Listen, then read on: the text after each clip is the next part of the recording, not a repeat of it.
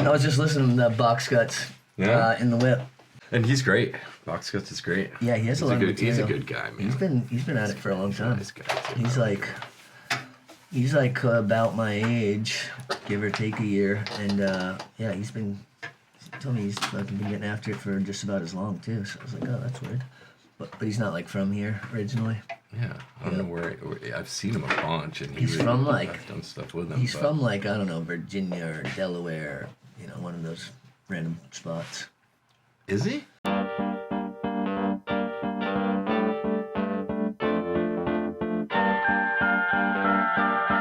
evening and welcome.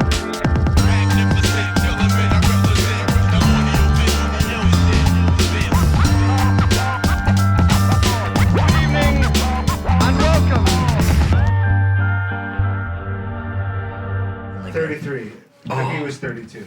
Look at that player. I'm saying. Hey, yo, check me out. We are back out here. This is Golden Hour, episode 3-3. 1-3. It's nice to see y'all again, and hopefully it's also nice to be seen. We got a special guest today. Actually, a one-of-a-kind guest today. I can't say enough about this man, but when we thought of the idea for this show, the concept about bringing on people that are multi-talented, wear many hats, if you will, that are, our peers, that are people we appreciate, but also just dope motherfuckers, feel me? This man came to mind. So without further ado, I want to welcome Mike, a.k.a. DJ Transplante, to the motherfucker show, my brother. Bless. Yes, Cheers. yes. Thanks for having me on. So I say DJ Transplante, which is, one of your handles, but also just like Transplante. Now, where does that come from? What is that? Interesting. Let's see. Transplante. Well, I went to the Kingdom of Lesotho, South Africa after graduating from college, and a good friend of mine, we were in, I think, Amsterdam airport. I know we were checking out Amsterdam. Okay. And wandering around, and it was when AOL Online and Hotmail and all that fun stuff had just started. Yeah. I had no email, and I think I DJ'd a bunch back here and had like an artist moniker that was like Solo or something. Okay. And I don't know why that was just like a pre-artistic, really thinking about it too much. But at any rate, went to travel, was in Amsterdam on my way to the Kingdom of Lesotho, South Africa. And my friend was like, you need a Hotmail before we get there because there's not many phones. There was not the main way that you could communicate back to the States or to anybody you loved and cared about. And get it there in a speedy fashion. If you sent a letter, it would take like a month, and if you sent, if you're going by phone, it would basically cost you all your money, and you probably wouldn't access a phone. So I ended up getting a Hotmail address, and we tried to do Mike Plante, all these different, tried them a million times, and there was nothing available. So she was like, hey, what about Transplante? And I was like, that is amazing. That's exactly what I'm doing. And for just the purposes of taking myself from one little green Vermont state and putting myself in the middle of South Africa, or just in the world, really. But to be a plant growing and transplant to a new place and have this be, it was one of those that kind of resonated, and I think over time it resonated deeper and deeper and became something that really was kind of like a grounding or rooted, metaphorical, kind of artistic reference point for me to, like, as a human being, just remember my roots, remember just the things that nourish me, and from travel to exploring, being open, and looking to always kind of like go honor that and go back to it. And do you owe her royalties? Like I feel like I must, Sarah. If you're out there, you were a huge rock in that journey. And yeah, that was it, Transplante. And then I just added the 3313 just to pop it onto Gmail. and that was the revolutions per minute of or per moment Oh. in my feeling of a record. Yeah, Yes, for that's sure. awesome. So that was a fun one. But yeah, You're Transplante. originally from what, Bennington, Vermont? Or North Bennington, the North- village of North Bennington. little mini spot in Vermont. Pretty rough. It's a rough place to grow up. Place to grow. Super rough. I think I graduated with about 14 or 16 Kids. amazing kids. Yeah, growing up, and moved. Let's see. Yeah, it's a sweet little village. Yeah. Really big borders. Bennington College, which is a well-renowned art school where That's actually that's where my niece went. Yeah, cool. Yeah, Joy just graduated from there. No kidding. Yeah. Yeah. The hometown. It's a cool little village. Definitely not I was rated like one of the top places to raise a family, and I have to say, definitely one of everything, It's got a One black person, one Asian. There you go. Honestly. So growing up like in Bennington, like what type of youth were you? Were you like you were into sports, or were you like a? Well, in North Bennington, I would say it was so small that I got to do everything, Okay. And like I said, we were bordering Bennington College, so I'd walk to school every day, and I remember seeing the weirdest art, Yeah. things that were just like looked like stuff just thrown onto a lawn on the way, to school, and my mom, I just remember a few times when we were walking to school, just being like, "What is that?" Yeah. That's art. Okay, that's cool. That's cool. Okay. Yeah. So, and it was like nice to have that.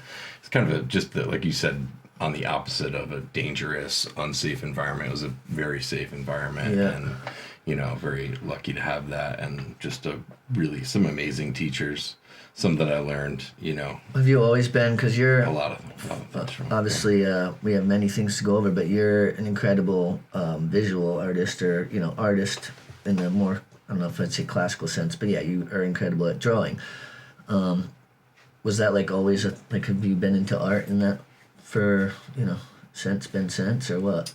Yeah, actually, that was always kind of like a thing that I feel like my mom would always draw with me. All my friends would reinforce it, they just like loved, watching me draw. And, I think I drew like, well, creatures, and then I would draw, I was into athletics, and I, was actually from my town. I was probably one of the only ones that played, I think I was the only one that played, the only guy that played soccer.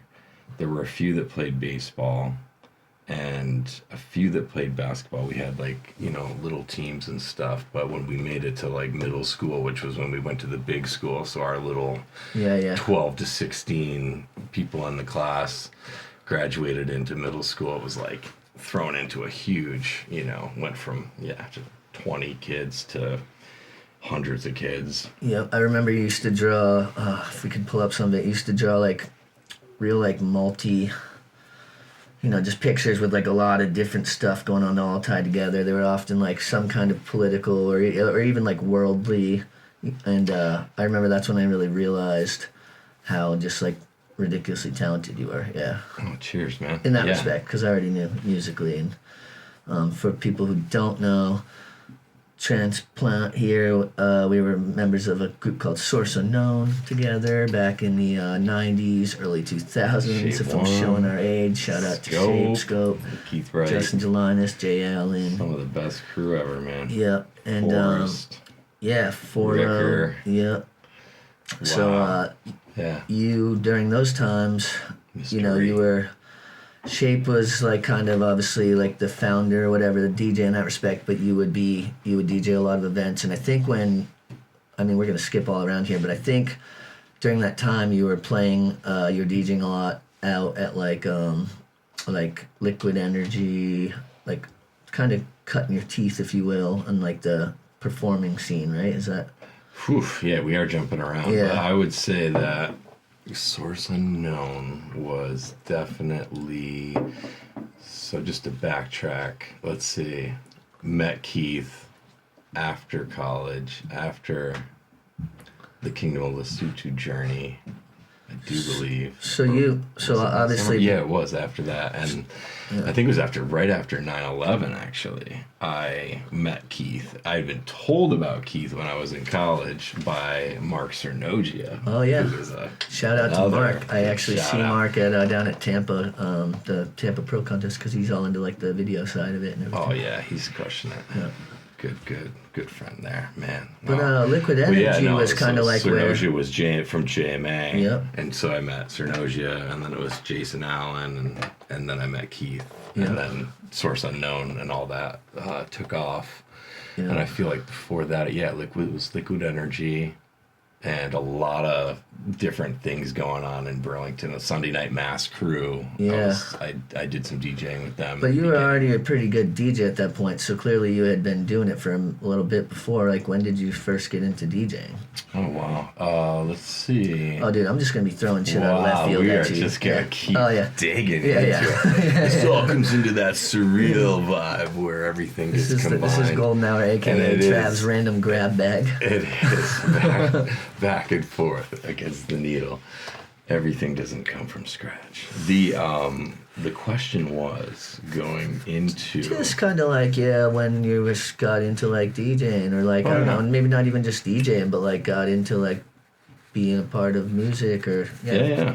Well, jeez, I mean, I played a lot of instruments as a kid, but growing up and gotten into singing and doing all sorts of things. What instruments did you play? Oh gosh, violin, and I feel like we did so many. We basically being in a small school, we explored a lot of different instruments, but I feel like the voice and the violin, all the V words. Okay. Remember. Yeah. The V words, but yes, explored all those, got exposed to some of the best music ever through one of my best friends who didn't go to school with me, but was a huge influence, Jesse Winship Fryer.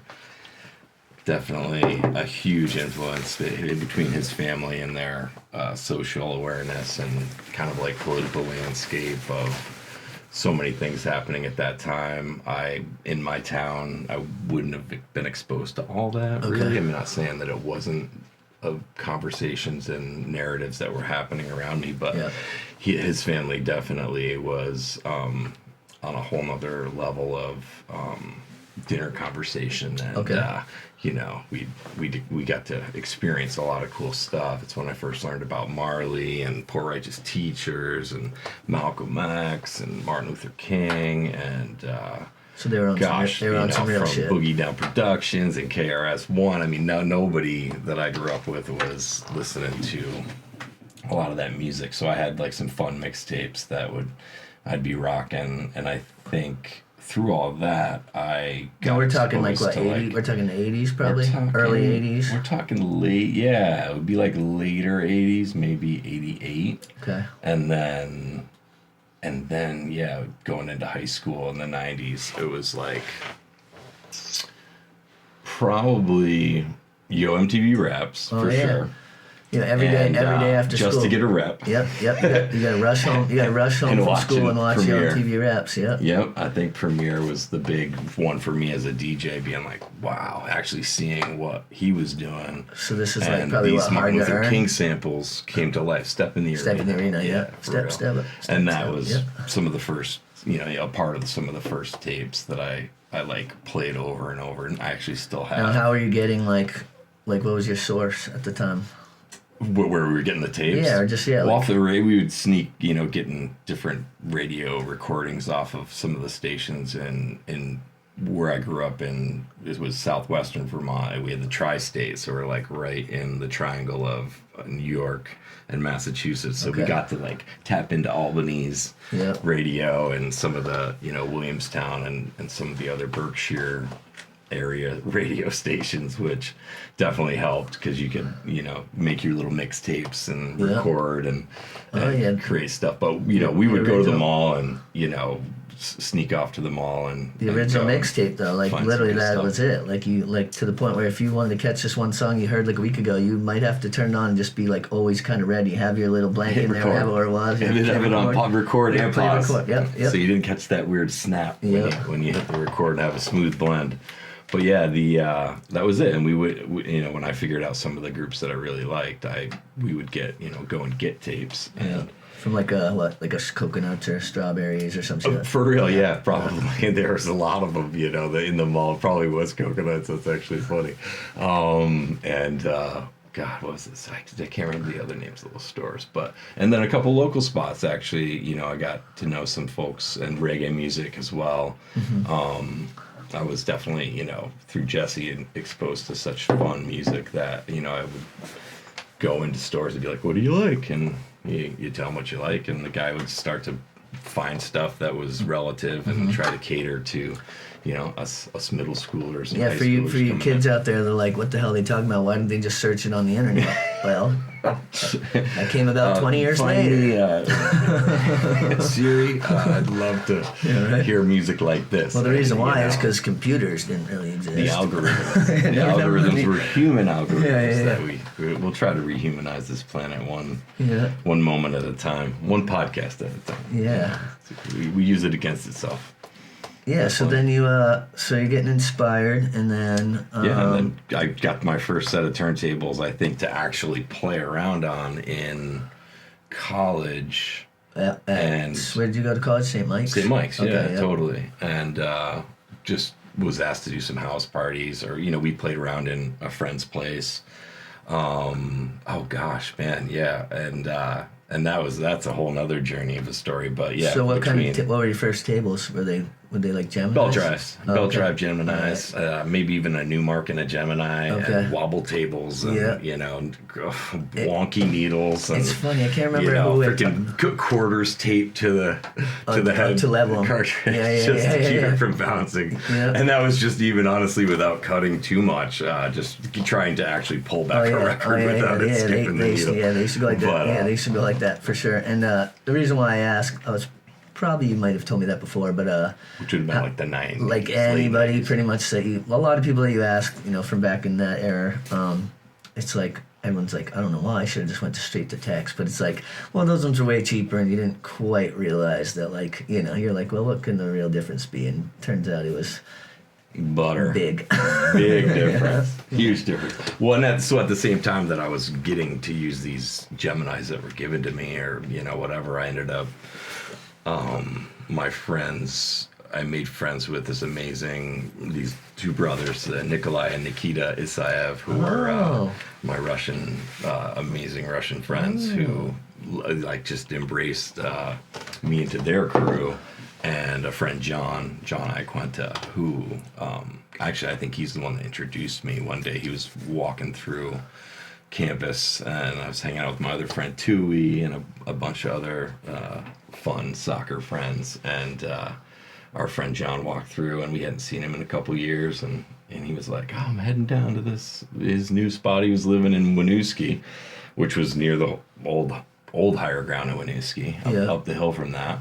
And after going there, that really was the spark that put me in front of Technics, where he had the setup already at the house. Yeah, these guys had like the epic setup, the best headphones, the best turntables. Wait, this is Dave's brother? This is Dave's brother. Neek's brother, yeah. Oh my God, Neek. Because, rest in peace, Neek the Freak. Yeah, because I went to first grade with Neek in Nashville, New Hampshire. Now it's like, we are weaving, and this is what I want to say about you guys. I appreciate what you do with this, because it is such an interconnected, 100% like woven network of amazing people that have been on the show, and that you guys it's so important for us to, as a community, to like see this and hear this and be reminded of how woven we are and how strong we are. 6 degrees of separation is basically one out here. And how much we influence each other in so many ways, and can support, and really, we're just a part of each other's lives in ways. That's crazy, because John Iquenta lived in my neighborhood when I was in first grade. Like, literally, they lived in Nashville, in Westgate Village, I believe was that one. I mean, shit, I moved so many times, hard to keep track of what it was. I'm pretty sure it was called Westgate Village, but yeah. And then I hadn't seen Dave until, probably 20 years later, when he was in a basement party at my house on Adsa Court with Russell and them. Wow. But anyway, that's crazy. That is crazy. Yeah, so so he introduced me to to Nikita and Nikolai, Okay. and then another friend Steve, but friend Sharyar, who's around town now, another DJ.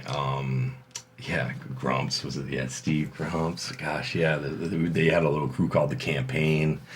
And they were doing a lot of house music, drum and bass, jungle. Okay, so are you like jumping up on the tables? Are you like you're at his house and you're like? I was absorbing. Okay. Because it was like they were rocking. It was his tables. You were taking notes. I was like drawing. I think I went over with John, and I'm just like, wow, this is amazing. And I think even Brian Morrissey, another friend that was in. Oh yeah, so he was in college with me, and he was the roommates with another friend, Tom Daly, and they had some turntables set up in their end unit on my floor, and I remember having some fun over there a few times. So what drew you up? Like, so you decided to go to St. Mike's, but like, what was it about St. Mike's? Was it for like sports, or you just thought it would be like? Do you remember exactly what you was like drawn to that? That's a good one. I was recruited to go to some other places. I went to St. Mike's. I think it was because of my visit there. And I really liked the idea of the community.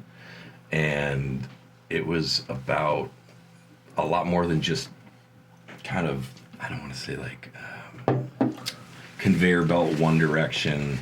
Okay. Liberal arts school, whatever you want to call it, but the idea that they were really encouraging, and everybody that I met there, I felt like they were really saying good things about how dynamic their education was. Now that's a Catholic school, right? It's it is. It's not a Catholic school. It's a liberal arts school, but I don't know how to explain it. Yeah. I didn't ever feel like it was a Catholic school. Well, I didn't go to it because it was a Catholic school. The reason why I ask is like, were you raised like in the church? No. Okay. Mm-hmm. No, I was fortunate enough to kind of be able to make my own decision on that, and because you're a spiritual person. Yeah, for sure. Yeah. I mean, I feel like we all are, but some people are more tapped in. For sure. Yeah. There's a lot of truths, or maybe not truths, but a lot of great ways to look at things that I think, having not been, some people can be, pushed one thing in one direction and then realize that there's so much more out there. But I think that might have happened with sports, even with me in arts. It's like that there's just, the art door was already wide open, and then I went to school, and I realized that school kind of, starts to take away the imagination and the creativity with writing. I remember like commas. It depends on your teachers, and that's why I love teaching, coaching, guiding, just sharing things that I've learned, because it's definitely about how you share it and how you empower somebody versus like telling them this is the way, and giving them the tools to kind of like express themselves. Yeah, I was reading this book recently, and basically was just talking about like, the difference between teaching someone what you think they should know and teaching them to be able to figure out what they're interested in, how to like learn and take that forward. You know what I mean? Mm-hmm. As opposed to being like, no, this is what you have to learn. How about like, well, what are you into? And like, how about, giving them opportunities to kind of see different things that they may or may not be into, right? 100%. Yeah. And that takes connecting with them and being present with them, and not trying to over project, but actually connect. For people who don't know, Mike here has been a teacher, like I said, many hats. And a great teacher at that. I happen to have heard testimonials. I don't think you ever did any kids with any rulers or anything. So, no. That's a plus. Didn't go after with rulers. Yeah. So you played soccer at St. Mike's as well? I did, yeah. Okay. Played soccer, some baseball. But yeah, going to St. Mike's was more of a, looking at it as a more not relaxed environment, and it definitely wasn't anything in particular, but it was a vibe that I got when I went there, and the connections that I made when I was on the campus I felt like comfort. Were you ever DJing for anything like through St. Mike's? Because I remember at one point I was like going on the radio at St. Mike's. I forget, 92. Oh gosh, yeah, that's totally, yeah. Whatever the hell that one was. We had some fun. My friend Topher and I, we would do. We got a radio show, 88.7. 88.7, that's what it is. Yeah, totally. And we had a show, Positive Vibrations, and that was fun. It was like all over the place, like all different reggae that we loved, and that was when Toast was popping off, and we got to go see Sizzla. I was at that show. Doing backflips with Luciano and Mikey General. Sizzla and At Toast, that was a huge inspirational moment. Dude, the amount of shows we used to catch at Toast for being like, a small, for people who don't know, Club Toast was probably 80s as well, but definitely like 90s before there was ever Higher Ground, Lower Church Street. Huge venue. It only held like maybe a couple hundred people, and you would we touch got the big ceiling. shows. Yeah, big shows. I remember like Mixmaster Mike and MLP show where literally the floor was like it was like a trampoline, bro. Like That's literally, exactly like we're like we might be going through this floor tonight. Yeah, and you're almost touching the ceiling, and that was probably the best place to see a show really that I've experienced in Vermont. I mean, no disrespect. Well, it was very intimate. In the intimacy and the way that the stage was like set very up in low. a way that worked. Yeah, the stage was like pretty low. Yeah, so you were like right up in there. Yeah, and you could see really well. You could actually see the performers in the back. Yep. When they were about to come on. I know I've said this many times, but my first show was was Living Legends in Hyro. Oh Jesus! Yeah, that was there. Oh Buddha. Oh Muhammad. Probably like 9-8 if I had to guess, maybe 9-7, but yeah. Yeah. Yeah. No, those are big shows. And all that, I feel like that was a big exposure because, with the connection between playing the record, watching my friends play records on these great turntables and being like, and then one night Nikolai was like, hey, they were done, and I still had lots of energy. Yeah. And like, they looked at them and they were like, you want to get on these? Yeah. And I was like, sure. And I think I sat on those turntables until the sun came up that day. Yeah. Because they were just. It was one of those nights I was sleeping there, and we had a fun night, and I kind of got to play the soundtrack in the background and played with all their records, and then they said, why don't you bring some records over? So I brought what I had, and then I started collecting more, and there was Threads of Zion that was downtown. Oh, yeah. Threads of Zion. And, I built up a huge reggae collection, 45s, galore, Flex records, obviously, another Rat, and oh God, the whole crew down there, man, what a fun.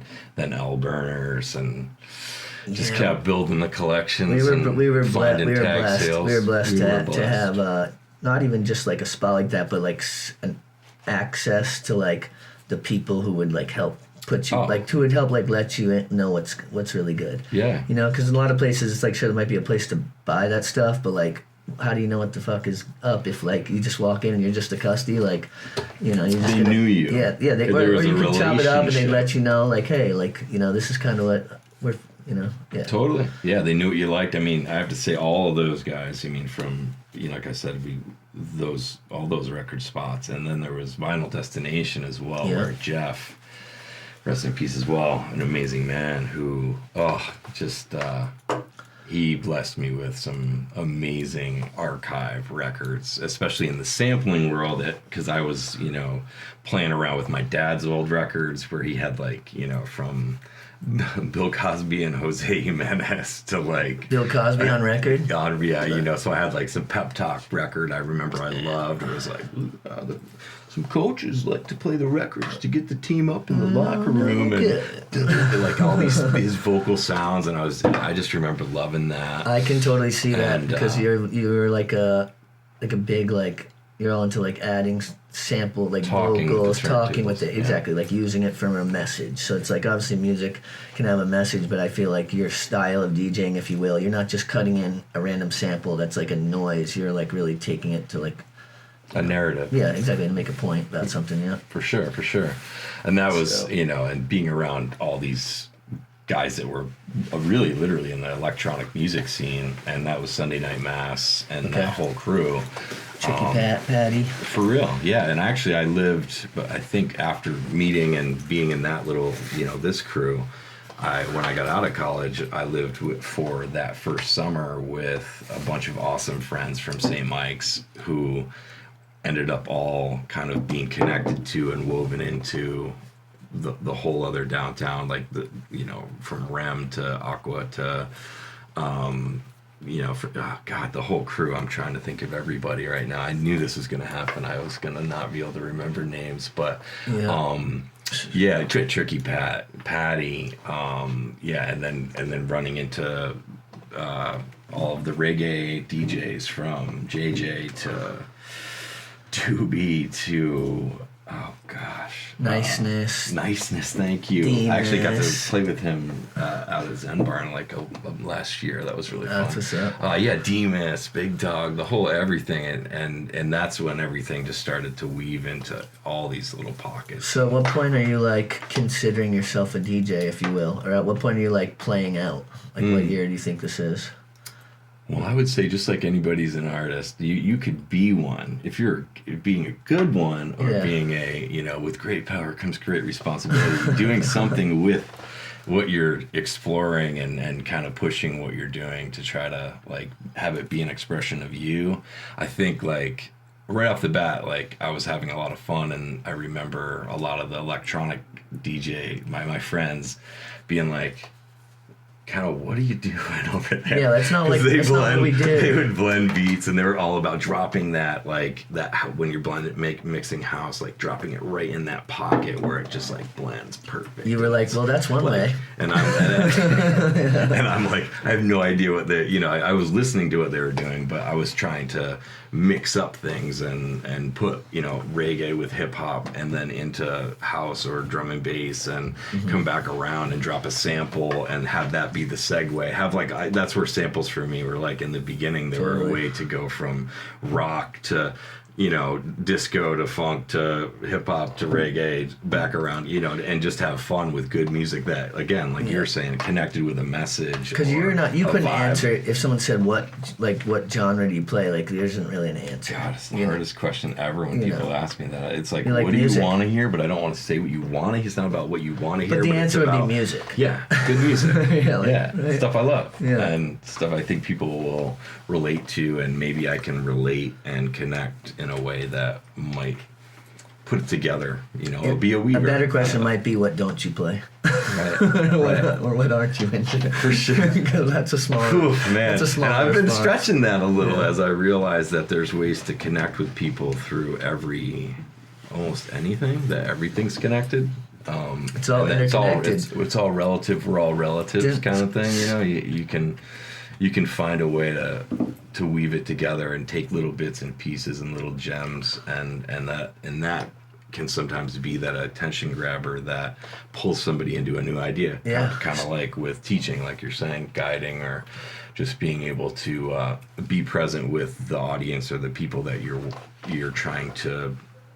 If you're making music, you're probably sharing it with somebody. If you're just listening in your headphones, you can play whatever you want. Yeah. But if you're playing for people around you, or if you're writing for people, or if you're, what are you trying to say? And what's the intention behind what you're creating? For real, because I can mumble in my room, or I can yell and scream, or I can think, and I can say a lot of things. But what do I want to actually say? It's good to think about as an artist. After like Source Unknown. So like Second Agenda. God, Source Unknown, yeah. You were a big part of Second Agenda as well. Andy Lugo. Lugo, shout out. SK, obviously Huge. Adam, all the band members over the years.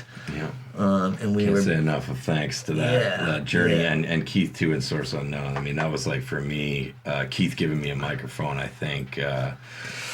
You in the studio, spit on stage when we opened for Atmosphere. It's crazy, man. To think about. That was another fun Cernogia connection where he hooked up the same snowboarding club to get Atmosphere here for the God Loves Ugly tour, right? I got to meet Dibs. That was 2002, dude. Murs, Brother Ali. Oh gosh. Us, Odd Jobs, The Mole Man. That was a loaded lineup. That was amazing. Yeah. That was top notch. So with the whole Second Agenda thing, but you also did you DJ'd but you were on tracks as with vocals, right? Oh yeah, with Second Agenda, I love that. That was one of my favorite amalgamations, as Josh Cleaver would call it, of shout out non-genre. Trevor Jewett, who's doing amazing work out in I think Windsor area, just doing some amazing drum therapy and doing some really cool stuff. But he was one of our drummers. We had Caleb Bronze. We had so many different drummers. Yeah. Simon. Wyatt. Yeah, so it's- many different. it's, it was like all these different churning musicians. through the years, the band members, if you will, has kind of like been, obviously Lugo's remained the he's- constant or whatever, but For so real. Piece of Time, you had Instinct was the song, that Yeah. was the talent section, that was the second agenda track, that was dope. That was dope. But yeah, what was the how did the whole second agenda journey, if you will, start for you? Oh gosh, let's see.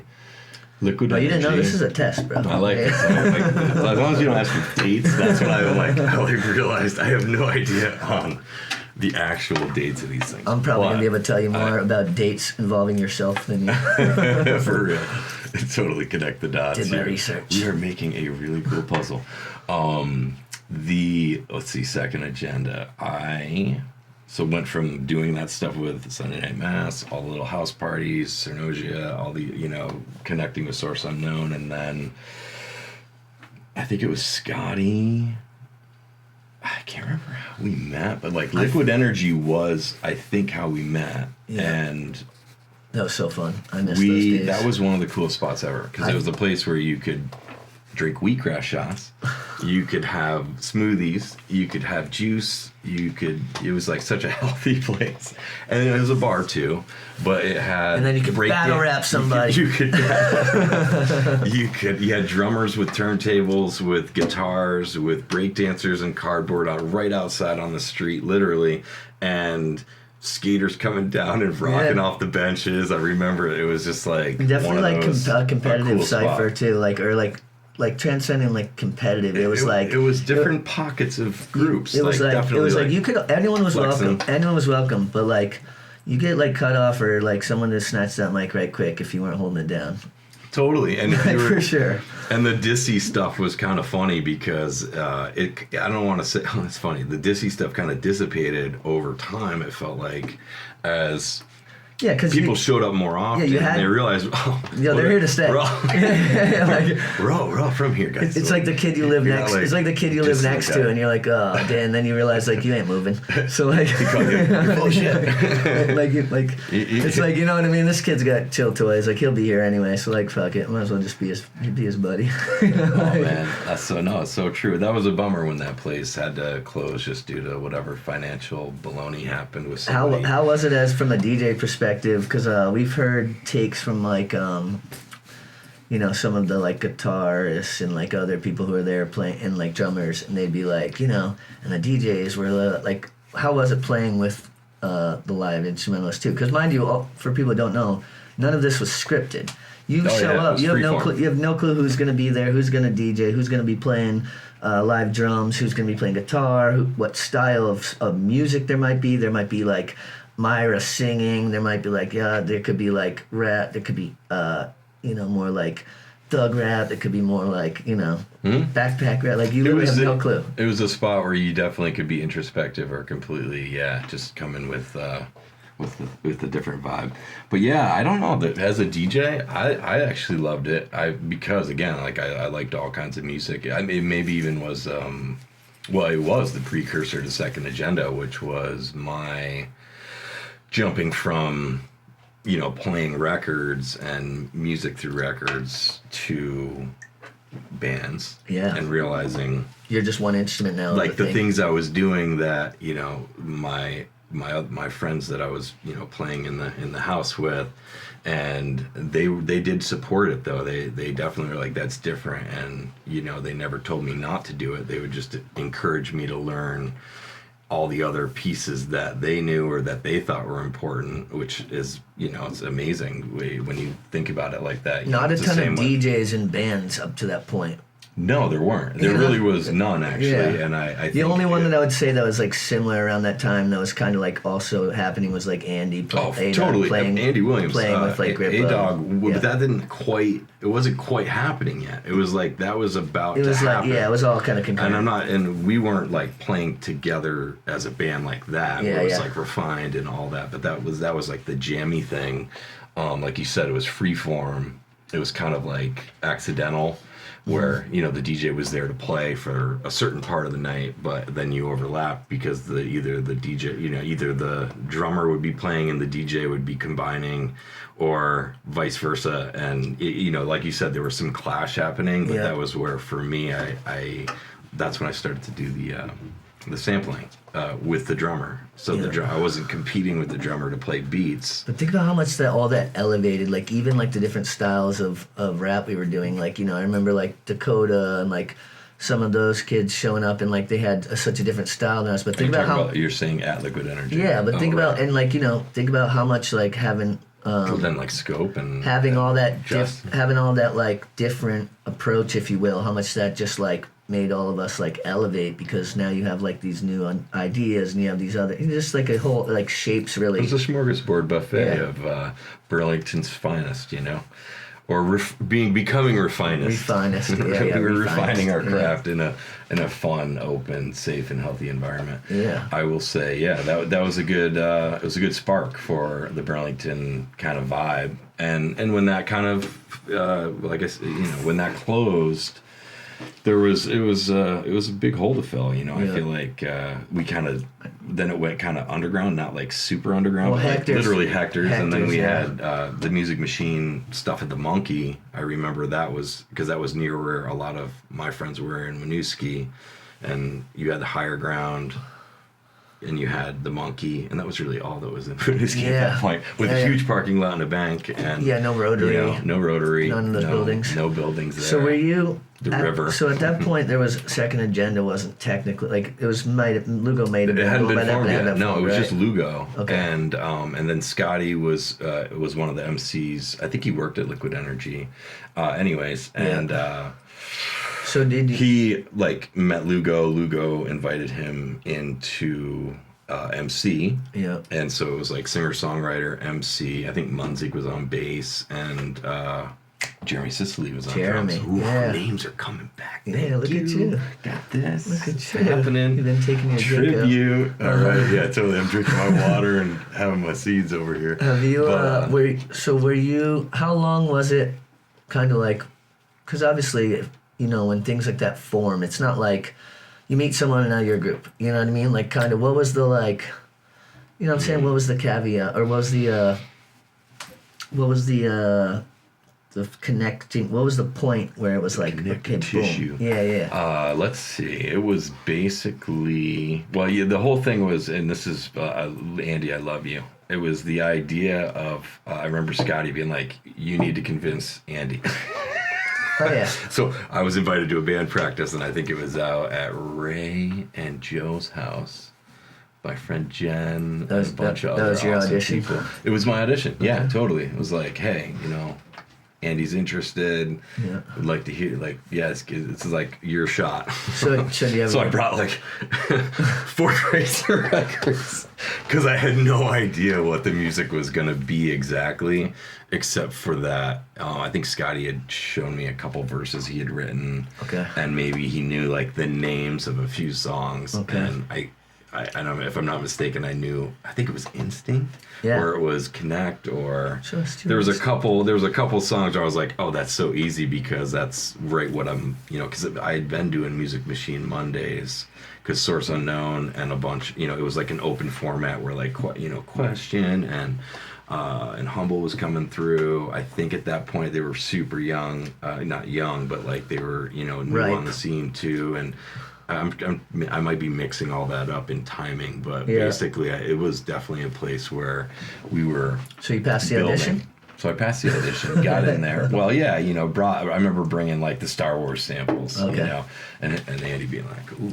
What the frick? Yeah, he liked it. And everybody else in the group was like, yeah. He liked it. We're waiting for the smile, and be like, he's, so I could relax, and then let go into it. And that was like a good process where I felt like we recorded everything, whether it was on a tape or a CD recorder. Speaking of which, I'm still sitting on a bunch of footage of Second Agenda performances and like stuff that I had filmed that Andy, don't worry.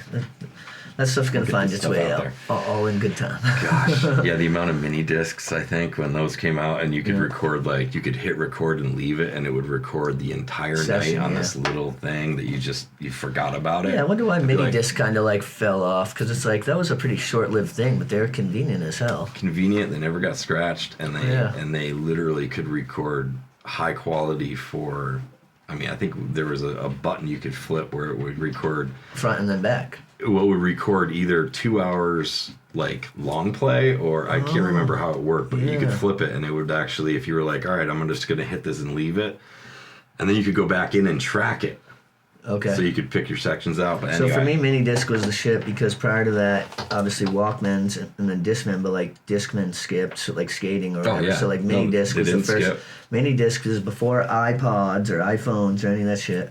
Mini disc, you could just have the little player in your pocket and skate, and it wouldn't skip. yeah, and the CD Yeah. was protected by an actual hard outer cover all Yeah. the time and never scratched, so you didn't have to worry For about kids it who don't know, a mini disc was about this big. Yeah, and Yeah. this is in some- between Discman and audio cassettes, which were a little bigger, and had tape inside. You had to make sure that you didn't break the tape. Yeah. Don't break the tape, otherwise you got to get the Scotch tape out and fix it. Yeah.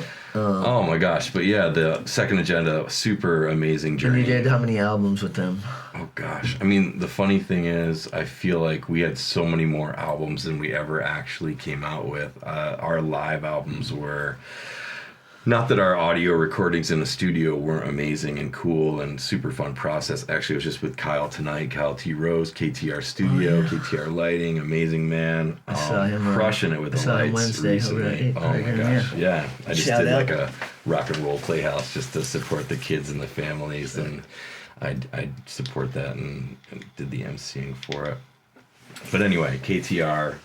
And the recordings with those guys, I think we did a bunch of different recordings. Now, this is all right so on many Pine different Street. places. It's all on Pine Street, yeah. Okay. A9 Studio, I think, Yep. or it was behind KTR. the light place basically next to where now Green Door is. Oh yeah, around the corner from across that. from Yep. dealer.com. We're just Good cluing some of spot. y'all in, so you're Alchemy like, where the hell Jewelry, are they? Some good spots all Yep. over there. A9. I remember. Is it Big Heavy World in there or no? I think it's in the same building. Yeah. Now it is, yeah. Yeah. But yeah, a lot of great recordings. I don't know how many albums, probably 4 or 5. I don't know. But our live recordings were my favorite because they were kind of what we were. Yeah. It's that. I feel like that a lot with studio recordings versus the energy and the dynamic kind of interaction of a band when you have an event, or when it's themed, or when it's like your interaction is like if you were to hear a live jazz band when they are just crushing it and they're in the pocket together and they're connected. That's something that I really, again, like that spark from Feeding off. Yes, the spark from Liquid Energy's idea to like then move it into a band that like we were like yes. Yeah, And naturally when- you're and not when going to we were, sing like, as well in the shower as you are, or you're not going to have the same oomph as you are if you're out performing and like. Well, this yeah, I mean, the energy. studio thing is just you can make it as energetic and like you're performing in front of people, but like you're not, and so like that interactive dynamic of instruments, and if you were in the studio and the beats are being made and you're rocking the mic and the DJ's right there, not like I'm rocking my verse in a closed room with the pads and the thing, and it's not that that's bad. That's an art of its own, to try to be able to bring that energy, create, yeah. and then these recording artists like Zach Crawford, and there's so many more. I don't mean to just like say one. No, but shout out to Sky Splitter because Keith back in the day, just us, really putting things together and trying to create an organic environment. I mean, going to the lab, replicate. going to the barn, which is a lab source of known. Yeah, barn. the barn. That out was like back. nothing else Lewiston. because you might go in there on a Wednesday and it was dark. You had no clue what time it was, the light was not and then out. it's like Friday and you've been in there and you probably haven't eaten anything and like. Yeah, it was like a cave. It was a cave. It was a total cave. Yeah. And Shape would be like, yeah, we go get something to drink in like a little bit, and then it's like literally like the next day, you're like, dude, please, can we go to the store? That's so true. You had to go in ready. But he want, you learned that. I started you bringing learned like that. the snacks and the drinks. Yeah, And because what he wanted is when you my left. sketch pad. When you left, he wanted to have it on cassette so we could go bump it and do the car test in his whip. Right? 100%. He wasn't. It was trying almost to, like don't stop till it's done. he wasn't trying Which to. it was a huge thing actually. I realized. Yeah, you weren't going to the store unless he had what we had been creating ready to rock it. Up in there. Totally, every sample's loaded. That was something I really appreciated about that process was not only being like first asked to like kick things coming out of my head into a microphone, onto a recording, but the idea of listening to the samples and being a part of bringing, just like seeing all the bits and pieces. This is how the beat builds. Oh, and then like, especially with what Keith was doing at that point, it was very dynamic, and there was so many changes and so many sounds that were placed in so many different places and ways that it was like this ever-evolving cornucopia of like just sound and ideas that were developing that you then, if you listen to that whole process, you could just start writing midway, and all of a sudden like the whole thing's developing with the beat, and then here's the beat, and then you're able to rock, and it was kind of a fun.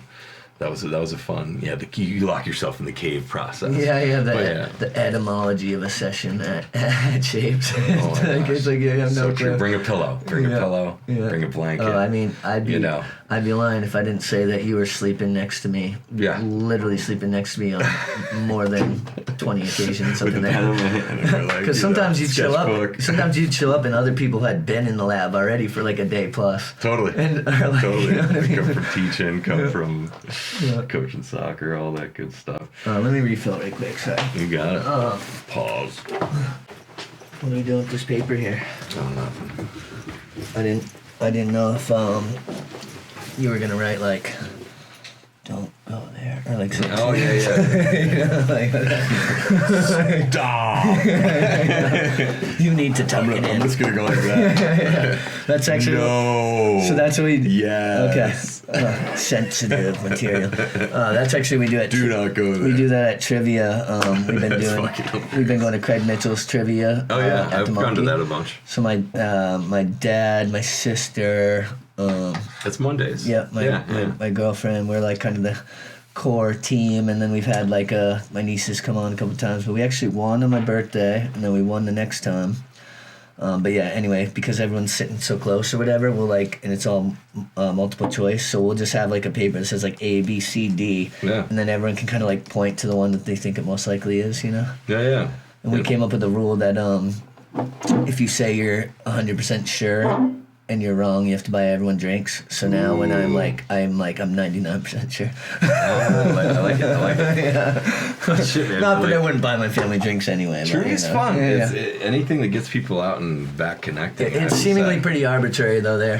It's like it's background. Some of the stuff and it rolls through. No, but some of the stuff like the questions, it's like, you see like this group of, I don't know, 4 like kids in their young 20s, and they get like 39 out of 40 questions right, but they're like about things from like the 20s to the 30s, through jazz music, through food, through brain science, and it's like, okay, you're using Google, like, you know what I mean?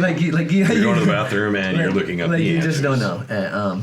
You just want to win. But It's not about winning. Congratulations! How you play the game. Congratulations! You got some swag from some liquor company and like whatever.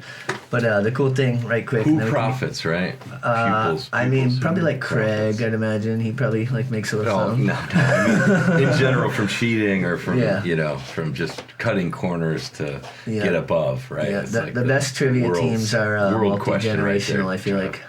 So like the times we've done really well, we had like my nieces, like my sister and I, and then like my dad, or like what, like multi-generational.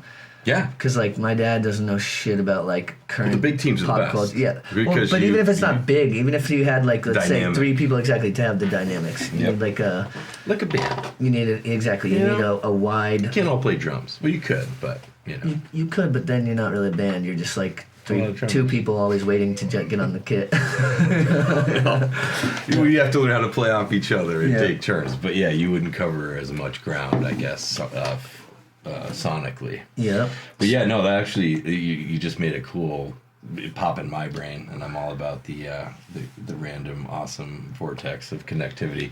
But Mike Morelli, another amazing man, artist. I ran into Mike on that Friday human. that we were talking about. Mike. Yeah, and, we've gone to trivia just by accident a few Okay. times there. And, Yeah. but it manifests next to Manifest me, Next to and Me. going back to like another band during Second Agenda's time, and kind of just as Source Unknown. That's when I met Mike and Manifest. Yeah, because we did that and then show. Manifest and Second Agenda. And Remember then, that show we did at Battery Park and Full Circle? It was Source What Unknown. was it called? It was called Presenting. Oh yeah, and Presenting. Scotty put it Yes, on, yes. and it was- Well, it and was- there's also the other one too. It was Second Agenda, or no, sorry, not Second Agenda. It was Source Unknown, Manifest Next to Me, Mr. Mr. Sender. Sender. Shout out to Shaun Machia right there. Oh my gosh. Fucking MC Sender. Yeah.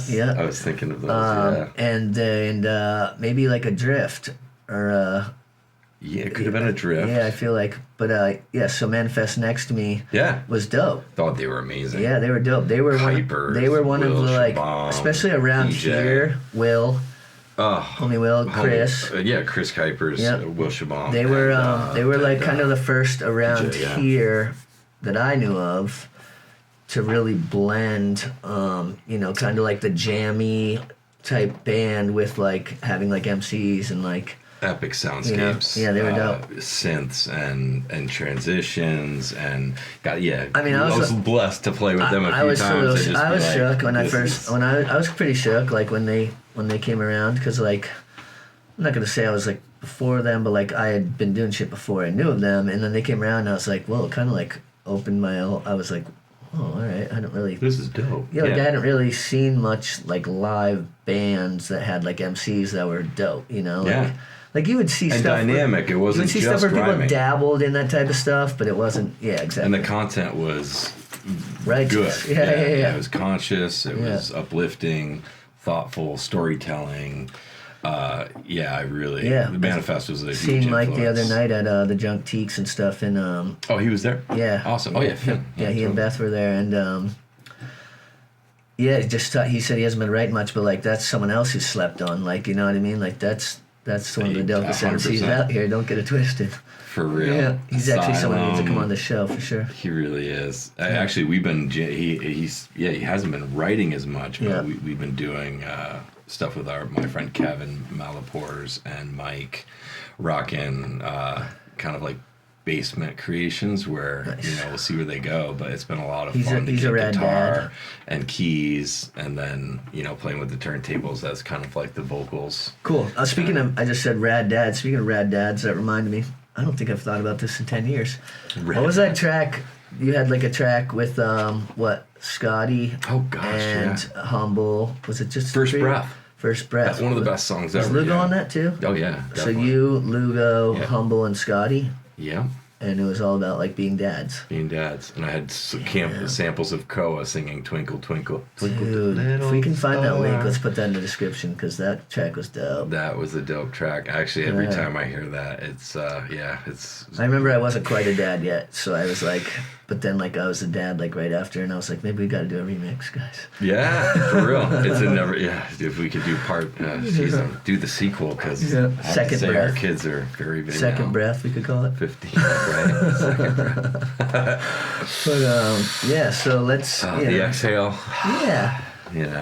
So But yeah, I like man. how we have stop, no, and yes on here. It's Yes, kind of like do reminds not go there. kind of reminds me of like elementary school. You're like, do you want to be my girlfriend? Like circle one. STFU. Yeah. So you. Trav. Yeah. Well, I don't it's know. it's unlikely. Just- I mean, they've been telling me that for like 40 years, but it hasn't really worked yet. No, that doesn't work. Mute. Wait, we need no a mute. we need a Where's the maybe on mute there. We button? need a maybe on there Damn so I it. can point to that We one. gotta work on that. Or probably not. But it reminds me of things how you like don't remember know that are elementary behind the school. scenes. They'd be like, would you like to be my girlfriend? Yes, no, or maybe. Like I was the first one to. I swear I came up with this. You Never did only that. put yes. Only allow Yeah, the why option giving of yes. options? Yeah. Why you putting no? Like what? Subconfident. It's like, please check one. There's only one to check. It's like, why do you think I got so many Where girlfriends? they rip it up, yeah. Cool. Yeah, well, if they were also innovative in the way that I was, yeah, Yes. Yeah. Creative. Got to be creative. they would make yes say yes, don't talk to me, right? No. Anyway, so But no, yeah. how many freaking bands, groups, if you will, have you been a part of? And that's a loaded question, but I want to lead it into Bless the Child, which, you know, we're sort of on a timeline here, right? I mean, was there any other like major band projects between Second Agenda and Bless? Between Second Agenda and Bless, I just did a lot of recordings and a lot of playing with a lot of different people, and I would say Yeah, because you were kind of like where Kanga. You were kind of like where a lot of what Kanga was doing now. Like, you know, like, you know, you need a DJ, like, you know, holler at Plante type thing. Totally. You know? Right, and come up with samples for them, try to accent their you know, their choruses, and, I mean, I know more and than drop once. their beats. I know more than once I hit you up on some, like, can you Gosh, come yeah, DJ you. this? Yeah. Oh God, from Adrift to you to, I mean, yeah. There's the list is, it's fun. Like even you know, Humble in the beginning, before Bless the Child. Let's see, jeez, man, yeah. There's just a lot of different bands and a lot of different cool collections that maybe didn't, you know, go too far, but they were fun projects all along the way. Well, as long as Nessun Dorma was a fun one. That was like it was that. a collection of folks that I taught at this really beautiful therapeutic education school, a very avant-garde school, built off of relationships with the kids and all off their interests. I got to teach turntablism and poetry and chanting, and you know, just you were writing a curriculum. It was right? Yeah, all you know, self-created curriculums, mostly with the kids, and then through that, you know, really just getting inspired to kind of find new creative ways to. Yeah, that's to just give kids that tools. has to be a super rewarding and also very like all-encompassing, draining job, quote unquote. A little bit of everything. It's not one that you get a lot of pats on the back for, but you have to know what you're doing. Come here, buddy. You're doing Come something. here. Oh, thank you so much. I got pat you. yourself. You go get yourself a massage. You get yourself a massage chair. But no, you. I have to say, you know, even just recently, or just throughout it, but in any form of human service. Trying to share that with people that I work with after doing it for so long, the idea that you don't always see your impact when you're when you're in those moments with those kids, with the adults you're working with, in any of those environments, because you're so in the moment, you're kind of like working with what's happening and trying to help, you know, guide, navigate, lay out choices. As well as your inner impact, right? Because Yes. like there's a lot of like, you know, as a teacher, like you become a student. Yep, totally. You know? Oh, 100%. That's a full circle, and I think that's one of the best things to enter into that relationship as a, you know, a guide or a teacher, is to be the student with them. Monetarily not super lucrative. Not super lucrative. Not always going to get, you know, you can't always post about it or back then even write about it or talk about it. There's a lot of confidentiality things when you're working in a lot of those fields. So you do it for that like inherent relationship that you just believe in what you're doing, and sometimes it's hard to know if you're doing anything that like is has an effect that's like helpful. But you feel like you it believe is. in it. And then, you know, I say this because, you know, the amount of students, players. Yes, from you know, soccer or whatever. People that you worked with, to run into them later in their life. You know, those ones that, you know, made it, didn't have some tragic things happen or go in a different direction, but the ones that make it to a place where you run into them again later, and they're married, they have kids, or they're just so excited about what they're doing, or you know, they're artists. There's a lot of them around. So that's the proverbial pat on the back, though, right there, right? Is like, you know, to they give it back to you when they see you, Yeah. and you're like, they're like you. They remember, and I do too, when Because it's a lot of kids that you've worked with over that amount of But that's time. when you get them warm and fuzzies. You're like, Big look at this time, person who's shining. Well, and they you come know- up and say thank you. Yeah. Like, and they maybe were saying fuck you. Yeah. Or just not really. But you I know, mean, you in didn't our- know how engaged they were, where it was going, and neither did they. But later in Yeah. life, they could put it all together and be like, whoa. I mean, that's called That being a was youth, though, huge. right? Because like, think about all the like things that we. Well, It's perspective. It's about like when you're perspective. younger and you're kind of And to like. be a part of that later. Yeah, and later on, you're like, you come to realize you're like, oh wait, actually, dude, I should next time I see this person, I should make sure they know I appreciate them because I was kind of a dick like back then or whatever. Yeah, or I they didn't might even even realize. remember being a dick. Yeah. They remember the good parts because they took the good part with Yeah. them and then they used it and then they come back around and when they run into you, Yeah. for any little notion, and that's why it's good to tell anyone in your life that you have the opportunity while you have the opportunity, and that's what this show offers a lot. So thank you. Thank you, Golden Hour. But thank you. The golden nugget of Like, the golden rule. You know what I mean? Who am I And thanking? we're- Probably you. all of you guys It's out probably there. you. You're probably the one. The guy behind the camera and the guy across from me. Well, you too. And Yeah. and basically all of our ancestors, all of our thank you, relations Shaun that and got us to Machia. this moment right here. Yeah. Right? Yeah. Thank you for inventing the Because- wheel, fire. You know Man. what I mean? Like, Light, saying all that. sound, You know? all of it. It's reverberates throughout time, and it definitely is. We are rippling and making an impact, and that's the biggest message Dude, you I taught could share. turntablism to your students, like, you know, like among many, many other things. But it's like, you're a dope teacher. Like, I wish I had you as a teacher. I mean, I man. did, but I mean, I wish I had you as a teacher and Yeah, traditional schooling, so to speak. Well, and I think that's another good thing to remember as I think about the things that the people that were the best influences from all of my life and honoring that, but also remembering that those that taught me, they misguided me, they mistold me, they misinformed me, they and even my own mistakes and things that I've done wrong or I've misled myself or whatever, but the idea that to learn from those also. Well, then they weren't mistakes; they were lessons. Fucking totally, man. You know? Cheers to the lessons. You know what I mean? That's what we're talking about. I mean, I've Crystal made some clear. mistakes, but I've learned Those are far you. more lessons.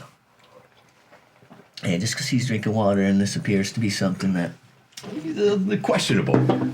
I've never had an ear Look at infection. that. That's water in 20 years, or maybe 5 years if we're That's not like careful. that. What's that movie? Let's protect the water, right? That's like that Water movie is where sacred, where water is Gatorade life. is water. You know, What is that? That movie where like Gatorade's Oh, water. God, man. You know? Idiocracy. Idiocracy. So ridiculous. Honestly, that's come up many Is that times. even a I mo- watched that right before Koa was born. Is that and there's still a all movie these- or is that just reality? You know what I'm saying? It's always been reality. Yeah.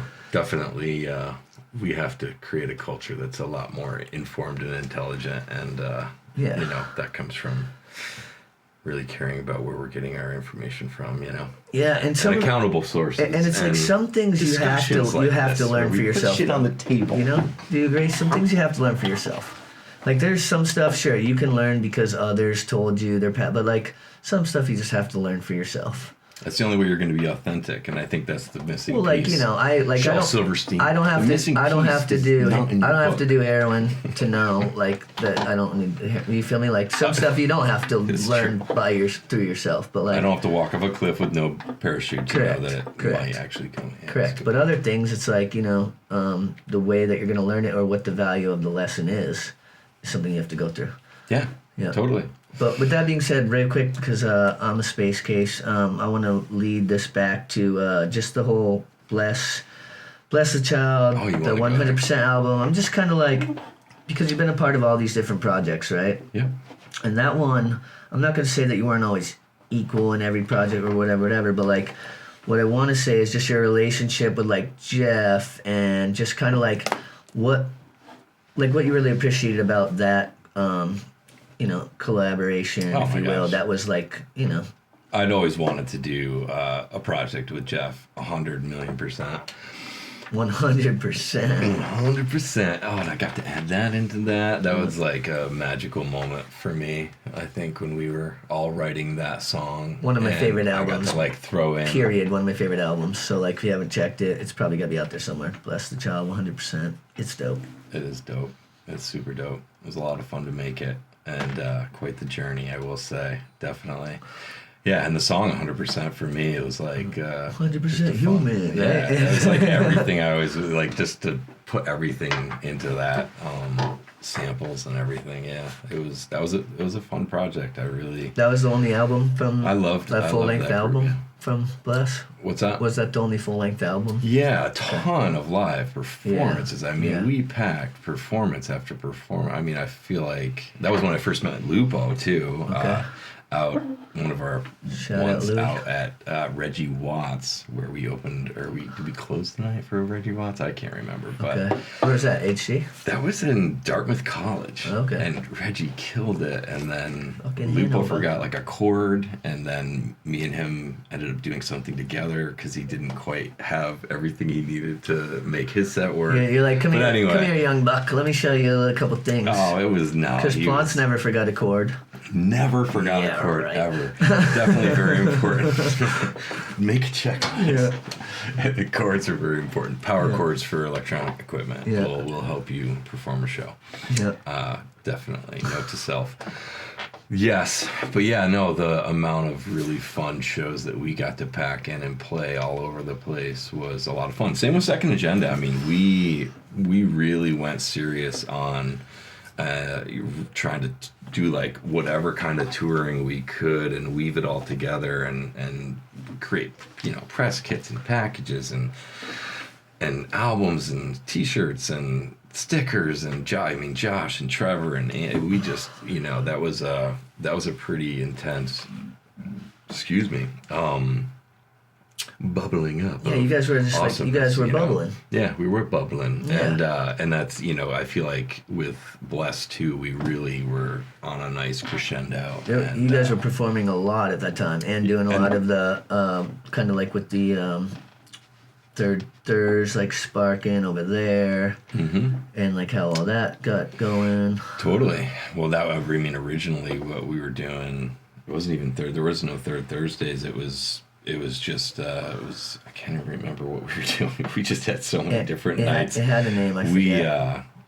Music Machine was rocking Oh, for yeah, so long that's over right. there, and we did Fridays, we did Mondays, we did different Wednesdays. Speaking of which, I'll be playing at Third And Thursday. all the open mics. Shameless plug. Third Thursday in January. You can catch me at the Green Door. Nice one. Be doing a full set. Get there early, because you never know. What's gonna happen? Yeah, like period. You never know what's gonna happen, but it's likely I'll be doing rapping. Mm-hmm. Yeah, Bless was a dope project, man. No, it was a dope project. Now, as like a and a lot of good DJ, stuff was as happening. like a DJ, and it's like I hate putting anyone in the box, but like you're a DJ, but also like you're a lyricist. You might think so. Like, are you ever DJing? And you're like, damn, I just kind of wish like someone else was DJing so I can just go grab it up, like.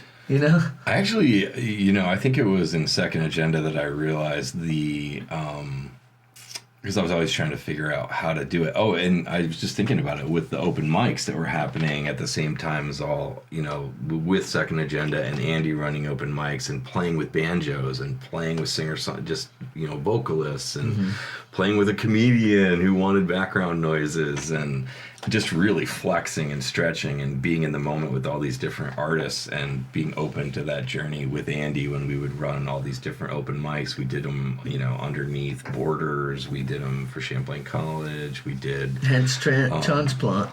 Yes, for sure. All over the place. Yeah, no one went to get a Sprouting different up. pot. Oh my gosh, and keep growing, that's the mantra. But but yeah, just being able to do all that, I feel like it really made the segue to keep opening up the doors to continue, even when we decided we wanted to segue, away from Bless, or even, with Second Agenda, like it became amorphic and we all had kids and it got stretched. It became your and third it became agenda. really hard. Yeah, right. The second agenda was to connect, Yeah. We were really doing that and building, and then we just needed, it was harder for us to always get together, so then it, people moved away. Josh moved down to Connecticut, Trevor moved out and to the Northeast, into Central Vermont, I think. Yeah. Anyway, and then me and Lugo kind of like found a way to keep doing things whether it was the open mics or You had to pivot. Yeah, for sure. And then come up with the looper and the beat machine. I met Joe Driscoll, got to rock with Joe, got to rock with Mike Morelli and doing Asylum, and we it was Asylum and Transplant, and he had a couple other projects that we had some fun with. Anyway, the idea of continuing to just realize that there's, no matter what relationships shift, and just being able to not forget, like, that there's so much to just keep creating, keep expressing, and keep the reasons why real, fresh. Yeah, for real. Definitely. And so full circle, when you were living with Machia a couple of years ago, or you guys were living together, and we were making iHomie, and we're like, well, we obviously want like Plante to make something. So for those you don't know, if you've seen iHomie, if not, go check it out. It's dope. Super dope. And then you produced a song for us for the Friends section. I love that. Yep. That was a lot of fun. Which was dope. Super fun. So I feel like, I don't know, you're just like that dude. And it's like, when it's like, hey, someone to call on who, like, you're gonna like do something fresh, that, like, whether it be like drawing something awesome or like. So with that being said, like, thank you for always being down to connect. You know yeah, what I mean? Man, definitely. And I feel like I appreciate all the opportunities to work with every artist that I've got to work with, and it's really like. Have you ever said no to anyone? I feel like you have to. I feel like I've said yes to so many people that, like, sometimes I maybe should be more. Well, it's not about being more realistic, but the idea that You just want to. You like when want you're to. very busy, that it's hard sometimes to. Especially when other things pop up, like, Yeah. It's hard to make everything happen. It's hard and to I live hope life. everyone understands if I didn't get to get on that project, or You meant to. I might have needed a couple extra follow-ups where, Yeah. whether it's the extra text or call or the roll through. But I definitely 100% love the connection, and when people ask me to, like, really combine on things and getting to meet on the idea, I really appreciate the open invitation to really think about and put some thought and ideas behind, like, the connectivity of what I'm gonna do with what they're doing, as opposed to just kind of like do the same thing over. Because you want it to be, you want it to feel, you want it to be inspiring. Like, it's like, in like martial arts or fighting. Authentic too. Yeah, like, exactly. like, and there's that whole thing. Unique as well. Yeah. It's something to inspire you to, like, want it to bring out the best, or within you. Yeah, It's like the accent. whole, like, get me off the couch thing.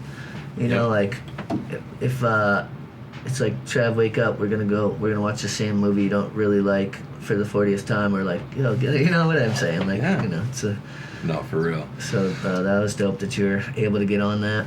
And now, I'd be remiss if I didn't mention congratulations on state championship, right? Soccer coach Mike. I don't know. Soccer coach Mike. So, Yep. we can. Fun season. Yeah. It was an epic. I feel like just seeing my daughter rock an amazing season herself with her team, and having the opportunity, winning a state championship. We've always kind of, like, worked to This is the first one. understand that like the best teams don't always win any game. Unless you pay the They refs. don't- Wait, was well, this and the then first? you don't really win, and I guess that's the Yeah. whole point about, like, our focus in this world on championships, on platinum records, on likes or whatever you got your thing going, that you're looking for external. You're fighting. What you're is working winning? for the external What prize. is winning to Right. you? And and the idea of it being, like, doing something together with other people, especially if you have a team that you're doing it with, that means more than when you're just doing it on your own. It doesn't mean that you can't set your own goals and have your own. But that's your own championship. Yeah. You could set your own goals, and that's your trophy every time you hit your goal. But the when traditional you're doing goal things in, like, an together, organized sport, right, is to, like, at the win end this thing. win the thing, and, right? but the thing is, a lot of times when you win it, it's never enough, and then you always need to win it again, or do something else. Well, you And find so out it's that the how actual- if you happen to win it and you have that gel, that meaning, that family, or that like unit, that connection, it means so much more, because the journey was something that was, like, filled with adventures that you kind of are constantly navigating like life, the world around you. You're stepping onto onto a stage or into a studio room or onto a field where you can let all that stuff go and create your own kind of like interactive experience. That and creating an experience is something that I think, especially when it's humans, and I look at soccer and I do love the game of soccer as a universal language, and this idea that you could just play it all around the world. Well, if it was a universal language, it would be football, right? Football. Football. It would just be like drop the ball on the ground and pass it. You don't have to say a word. Everybody calls it a million different things. So I don't know if we made this clear, but you're a soccer coach. Yeah, you have been for, I don't know how long. Long time. Okay. Yeah, probably most of my life. Yeah. Okay. But I mean, because when I was younger, I'd coach little kids when I was probably 16. But, so if you, I've been coaching high school soccer for probably 20. I don't know, something years, 20-something. He doesn't look old enough to have been coaching high school long, does he? I'm gonna just stop. Well, guess what? He started coaching high school and middle school. That's why. He started coaching high school when he was in elementary school. But anyway, so you coached against your daughter's team though in the state championship. Yes, that was the most recent adventure in soccer coaching for sure. And everybody's like, "How are you gonna do this?" Has she talked to you since? Of course, yeah. Well, she's been with me, grown up right there with me coaching my whole life, and has seen like how many times we've lost in the finals on a penalty kick, on a foul, on a horrible call, on an injury in the last seconds of a game, on a just a million things that can happen, and it doesn't, that it really isn't about, it's fun to win it. Yeah. It's fun to win a game. It's just like board games too. I think it's relative to how you play a board game. If you're like cutthroat, you cut all the corners, or you're just all about just winning instead of. I've experienced a couple board games. It's good to be competitive. I've experienced two losses in games recently. One was in Clue against my girl and her parents. I was pretty certain. Sneak a card. No, I was certain that I had it, and then I accused with only 2 of the 3 propers. And then last night we went to an escape room in Colchester, and we didn't quote unquote escape. Clearly, I'm here, but like not in the allotted amount of time. Those are fun. Yeah, we did that with our team actually. Yeah, because they're fun, but also I'm kind of like, am I really trying to drop another $200 to get out that room? Like, I don't know. I am kind of curious how the rest of it went, but yeah, we'll see. We'll see. Teamwork. Yeah. Puzzles. Yeah. Puzzles. We make the bridge. Yeah. So yeah, what I know this is another loaded question, but like, what's new in the world of Plante? What do you got going on these days? What should the people look out for? Anything like specific? Well, I am loving teaching for inclusive arts and teaching music classes. Ones like finding our voices, and one called the human instrument, and drumming. And can anyone take it, or do you have to go to that place? These ones are for adults.